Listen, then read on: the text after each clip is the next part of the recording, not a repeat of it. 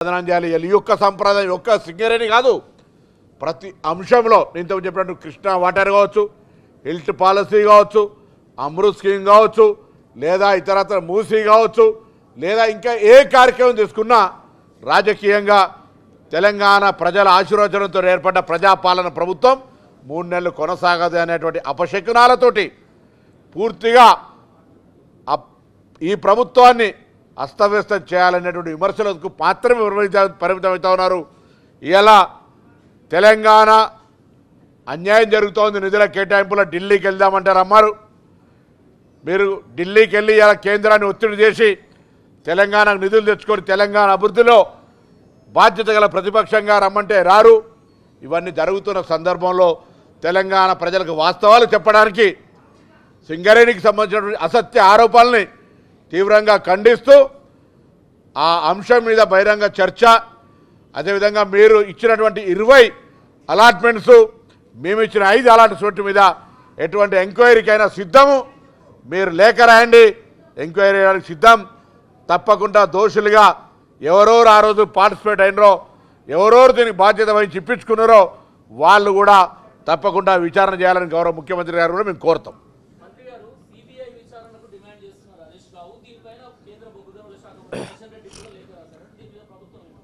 ఇప్పుడు భారతీయ జనతా పార్టీ చేతుల్లోకి వెళ్ళిపోతే మేము సేఫ్గా ఉంటామనేటువంటిది ఆలోచన.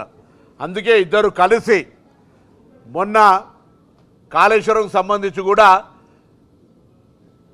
కిషన్ రెడ్డి గారు కూడా సిబిఐ ఎంక్వైరీ చేయించండి, రామచంద్రరావు గారు సిబిఐ ఎంక్వైరీ చేయించండి అని చెప్పినారు. ఇలా ఆ మాట టీఆర్ఎస్ నాయకత్వ విజ్ఞప్తి మేరకు భారతీయ జనతా పార్టీ నాయకత్వం డిమాండ్ చేసింది. తెలంగాణ ప్రభుత్వం సిబిఐకి విచారణకు విజ్ఞాపన చేసి తీర్మానం చేస్తే సభలను ఊహించలే వాళ్ళు. ఈరోజు సిబిఐకి ఇచ్చిన తర్వాత కాళేశ్వరం విచారణ మీద నేను కిషన్ రెడ్డి గారిని, హరీష్ రావు గారిని అడుగుతా ఉన్నా. ఇవాళ కాళేశ్వరం విచారణకు ఇచ్చిన తర్వాత సిబిఐ ప్రగతి ఏందో చెప్పండి. ఎందుకు ఇప్పటి వరకు దానికి సంబంధించి చర్యలు విచారణ ప్రారంభిస్తలేరో అడుగుతా ఉన్నాం.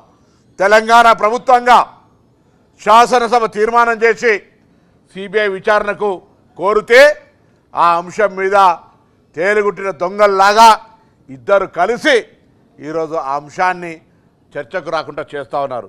ఇలా మళ్ళా ఇప్పుడు కూడా సింగరేణి కానీ ఇతరత్ర అంశాలు వీళ్ళకు సేఫ్గా ఉండడానికి ఇద్దరు కలిసి నువ్వు గిచ్చినట్టు చేయి, నేను ఏడిచినట్టు చేస్తా అనే విధంగా సింగరేణిని కూడా సిబిఐకి ఇవ్వమంటారు.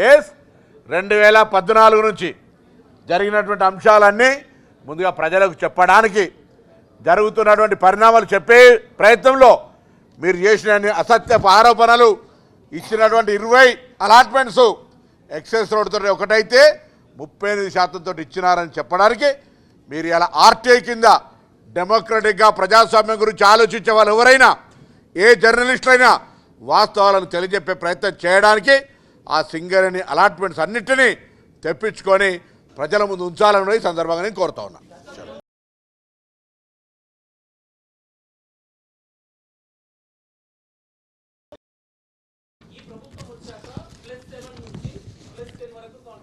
అది నిరూపిస్తే మీరు దేనికంటే దానికి, అందుకే ఈ పేపర్ ఇస్తా మీకు. ఒక్క టెండరు -1.37 తోటి పోయింది, -1.37. మిగతా ఏ ఒక్కటి కూడా మైనస్ లేదు. 20ల ఏ ఒక్కటి మైనస్ చూపెట్టినా నేను వారికి జవాబు చెప్పడానికి సిద్ధంగా ఉన్నా. ఒకటైతే 35% ఎక్సెస్ వేరు ఉంటున్నా, మేము వేసిన 5 కూడా 3%, దాని తర్వాత 0.07, ఒకటి 4 ఒకటి 7. ఇది కాక వాళ్ళు చెప్తున్న 20 ఇక్కడ మొత్తం లిస్టు చదివి ఉంది. అన్నీ కూడా 1.37 నుంచి 38 దాకా వాళ్ళు ఎక్సెస్ ఉన్నారు. పేపర్ మీకు ఇస్తున్నా, చూసుకోండి ఒక్కసారి. అరే మస్తు అడుగుతా, నేను ఇప్పుడు సిబిఐకి రాయడానికి కూడా సిద్ధంగా ఉన్నా. సిబిఐ విచారణ చేసింది ఏం చెప్పారో ఒకసారి చెప్పండి. బీజేపీ వాళ్ళు టీఆర్ఎస్ వాళ్ళు కలిసి ఎంతసేపు దీన్ని దాట వేయాలి, విచారణ పేరు మీద ఎత్తేస్తే సైలెంట్గా ఇద్దరు కలిసి ఏం చేయకుండా ఉండాలనే ప్రయత్నం చేస్తారు. బహిరంగ చర్చకు సిద్ధం, ప్రజాస్వామ్యంలో సిద్ధం. నేను మీడియాను కూడా కోరుతా ఉన్నా, సింగరేణి ఇదే పబ్లిక్ ఎంటర్ప్రైజెస్ రాయండి, వివరాలు తీసుకొని 14 నుంచి ఇవాళ 25 దాకా ఏమేమి అలాట్ అయినాయి, ఏమేమి ఎక్సైజ్ అయినాయి, నా టీఆర్ఎస్ ఆరోపణ, కాంగ్రెస్ ఆరోపణ కాదు, వాస్తవాలను తెలుసుకొని తెలంగాణ ప్రజలకు చెప్పే ప్రయత్నం చేయమని కోరుతా ఉన్నాను. ఇంతకంటే బహిరంగంగా, ఇంతకంటే స్పష్టంగా ఇంకా వేరే ఏం అవసరం లేదు. నేను బహిరంగంగా ఛాలెంజ్ చేస్తా ఉన్నా. 2014 నుంచి ఇచ్చినని ఒక్కటి తప్ప మైనస్ అన్నీ కూడా ఎక్సర్సైజ్ ఇచ్చినారని నిరూపించడానికి సిద్ధంగా ఉన్నాం.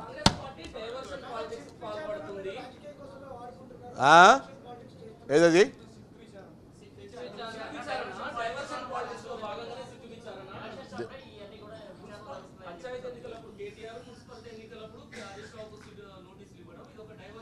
ఇప్పుడు విచారణ చేయమని వాళ్ళే అడగబట్టి, విచారణ చేస్తే మళ్ళీ డైవర్షన్ పాలిటిక్స్ అనబడుతుంది. ఏదైనా కావచ్చు, సబ్జెక్ట్ అయితే అదే కదా సబ్జెక్ట్. ఇప్పుడు సబ్జెక్ట్ ఎలక్షన్ నోటిఫికేషన్ రాలే, ఎలక్షన్ నోటిఫికేషన్ వీళ్ళంతా అంటారు కదా వచ్చిండ్రు కదా అని వాళ్ళతో విచారణ చేస్తే మా డైవర్షన్ పాలిటిక్స్ అంతా ఈ విచారణ పేరింది పోయి మేము గెలవకుంటాం. అరే ఇలా మాకు రైట్ ఉంది, గ్రామీణ ప్రాంతాల్లో కానీ ఇలా అర్బన్లా 10 ఏళ్లలో మీరు ఇయ్యని రేషన్ కార్డ్స్ ఇచ్చినాము, 10 ఏళ్లలో ఈ దేశంలో 29 రాష్ట్రాలు ఎవరి ఇయర్ సన్న బియ్యం ఇస్తూ ఉన్నాం. ఇందిరమ్మ ఇండ్లు మీరు ఆనాడు కోట శ్రీనివాసరావు కోడి కట్టి ఏం బాగుంది అంటే అందరూ కూడా నోరు ఊరించినట్టుగా కోట శ్రీనివాసరావు కోడి లెక్క చేసి మీరు డబుల్ బెడ్రూమ్ ఇల్లు. ఇలా నియోజకవర్గానికి 3500 ఇల్లు ఇస్తున్నాం, 200 యూనిట్ల కరెంటు ఫ్రీ ఇస్తూ ఉన్నాం, మహిళలకు ఉచితంగా బస్ ఫ్రీ చేసినాం. ఇలా మహిళా సంఘాలకు వడ్డీ లేని రుణాలు 100 కోట్లు మేము పంచుతూ ఉన్నాం. ఇలా రైతులకు సంబంధించి ధాన్యం కొన్న 48 గంటల పేమెంట్ చేస్తాను, రైతు భరోసా ఇస్తాను, బోనస్ ఇస్తాను, నీ కార్యక్రమాలైన కళ్యాణ లక్ష్మి షాది ముబారకులు ఇస్తూ ఉన్నాం.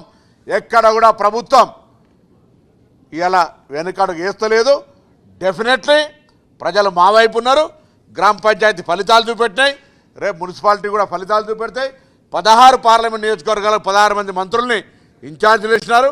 అప్లికేషన్ల ప్రక్రియ రాష్ట్ర వ్యాప్తంగా ఆశావాహుల దగ్గర నుంచి మా పార్టీ అప్లికేషన్లు తీసుకుంటుంది. అప్లికేషన్ల తర్వాత పార్టీ సర్వే చేసి అక్కడ స్థానిక నాయకత్వంతో సమీక్షించుకొని డెఫినెట్ సెలెక్ట్ ఎలెక్ట్ కింద అభ్యర్థులు ఇస్తాం. కాంగ్రెస్ పార్టీ గెలుస్తుంది.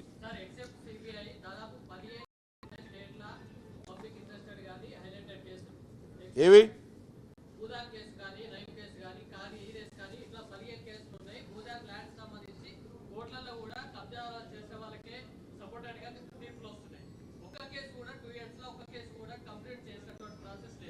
అంటే న్యాయస్థానాన్ని ఎట్లా ఏం చేయంటారు ఇంట్లో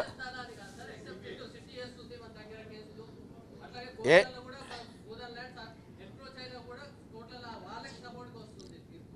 సరే ఇప్పుడు కోర్టు ఇచ్చినటువంటి లేలే మీరు ఇప్పుడు అడుగుతూ భూదాన్ కేసుకు సంబంధించి ఇష్యూ కావచ్చు, లేక ఏదైనా కావచ్చు, కోర్టు పరంగా ఉన్నటువంటి ఆధారాల ప్రకారంగా ప్రభుత్వం తరఫున ఎటువంటి కాంప్రమైజ్ కూడా కొట్లాడుతాం. న్యాయస్థాన తీర్పుకు సంబంధించి ఒకవేళ ప్రభుత్వానికి అనుకూలంగా రాకపోతే, న్యాయపరంగా రాలేదనుకుంటే ఉన్నత న్యాయస్థానాన్ని ఆశ్రయిస్తాం.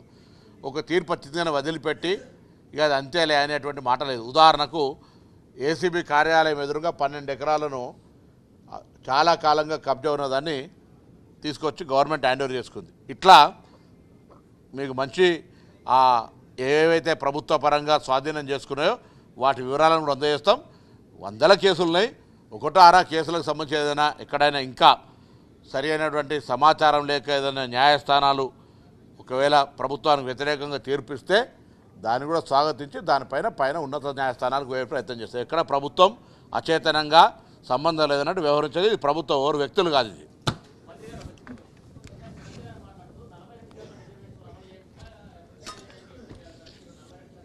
ఆనరేబుల్ కవిత గారిని రిక్వెస్ట్ చేస్తూ ఉన్నా. నేను బ్యాక్వర్డ్ క్లాస్ మంత్రిగా కాంగ్రెస్ పార్టీకి సంబంధించి ఏ కార్యక్రమాలు జరపాలో అన్ని కార్యక్రమాలు ప్రభుత్వ పరంగా చేసినాం. కానీ చట్టంలో కృష్ణమూర్తి తీర్పు, కోర్టు తీర్పు 42% కాదు 50% బ్యారియర్ దాటద్దు అనేటువంటి మాట ఉంది. ఇలా ఈ దేశంలో ఏకైక మగాడుగా రాహుల్ గాంధీ గారు పార్లమెంటులో అధికారంకి వచ్చిన ప్రభుత్వం రాగానే 50% బ్యారికేడ్ ఎత్తేసి జనాభా ప్రాతిపాదికన ఎవరెంతో వారికంతా ఇస్తున్నటువంటి వ్యక్తి. ఇలా పార్లమెంట్లో మేము లేం కాబట్టి ఇలా మాకు రిజర్వేషన్లు 42% కాదు 50% పైన అమలైతలేవు. డెఫినెట్లీ ఒక్కో రోజు వస్తుంది. ఎందుకు వస్తుంది అంటున్నా అంటే తెలంగాణ ప్రభుత్వంలో కుల సర్వే జరిగింది.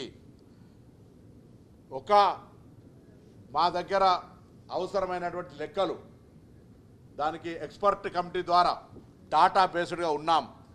ఇవన్నీ తీసుకొని కృష్ణమూర్తి కేసును ఛాలెంజ్ చేయడానికి సుప్రీంకోర్టును ఆశ్రయించబోతా ఉన్నాం. ఎందుకంటే ఈ తమిళనాడులో పక్క రాష్ట్రంలో 69% అమలవుతూ ఉంది. ఇక్కడ ఆ అంశం మీద కవిత గారు అడిగినా, బలైన వర్గాల సంఘాలు అడిగినా నేను వారికి విజ్ఞప్తి చేస్తున్నా. తెలంగాణ ప్రభుత్వం పంపిన బిల్లులు ఇప్పటికీ ఢిల్లీలోనే ఉన్నాయి. రాష్ట్రపతి గారు అనుకున్నా, ప్రధానమంత్రి గారు అనుకున్నా, కేంద్ర ప్రభుత్వం అనుకుంటే ఇది ఒక గంట పని. మేము బలైన వర్గాల సంఘాలు ఢిల్లీకి వెళితే ధర్నాకైనాం. ప్రభుత్వంగా మొత్తం హోల్ క్యాబినెట్ పోయి ఢిల్లీలో ధర్నా చేసినాం. ఆనాడు కలిసి రానటువంటి వాళ్ళు ఇదేం ఇండివిజువల్ కాంగ్రెస్ పార్టీ ప్రొటెస్ట్ కాదు. ఇది బలైన వర్గాల మీద ప్రేమ చూపెట్టేటోళ్ళు ఢిల్లీకి వచ్చి ఇలా భారతీయ జనతా పార్టీ ఒత్తిడి తీసుకురావడానికి ప్రయత్నం జరగాలి. మేము మా చిత్తశుద్ధి. ఇవాళ ముఖ్యమంత్రి డిఫరెంట్ సెక్షన్ ఉంటుంటే ప్రదేశ్ కాంగ్రెస్ అధ్యక్షుడు డిఫరెంట్ సెక్షన్ ఉంటాడు, deputy chief minister different section ఉంటారు. నీ పార్టీల అధ్యక్షుడు మీరే, కార్యనిర్వాహక అధ్యక్షుడు మీరే, శాసనసభాపక్ష నాయకుడు మీరే. ఎవరికి ఏం పదవి ఇచ్చేటువంటి పరిస్థితి లేదు. ఇంట్లోకే మీ సిస్టర్ను కూడా బయటకు పంపుకున్న వ్యవస్థ కూడా మీదే. మేము తెలంగాణలో 2 మహిళలకు మంత్రి ఇచ్చినాం. రేపు హైదరాబాద్లో మహిళా మేయర్, మళ్ళా రిజర్వేషన్ల ప్రక్రియలో మళ్ళీ కూడా హైదరాబాద్ మహిళా మేయర్ అవుతున్నటువంటి సందర్భం కాబట్టి ఇవాళ మేము మళ్ళొక మాట చెప్తా ఉన్నా.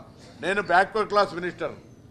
డెఫినెట్లీ బలహీన వర్గాలకు సంబంధించి న్యాయం జరగాలని కోరుకునే అంశంలో నా ప్రభుత్వం చాలా పారదర్శకంగా చిత్తశుద్ధితో పనిచేసింది.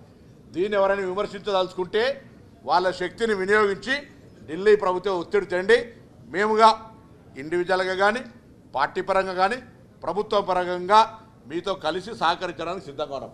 దీని ప్రతి అంశాన్ని రాజకీయం చేసే ప్రయత్నం వద్దు. డెఫినెట్లీ ఆ 50% బ్యారికేడ్ ఎత్తేనంతసేపు చట్టము న్యాయము దాని ఆటంకం కలిగిన ఏ కోర్టుకు వెళ్ళినా, సుప్రీంకోర్టుకు అయినాం, హైకోర్టులో మేమందరం కూడా 4 మంత్రులు హియరింగ్లు ఉన్నాం. సో అది మా ఉద్దేశం కాదు. మా ఉద్దేశం బలహీన వర్గాలకు న్యాయం జరగాలని.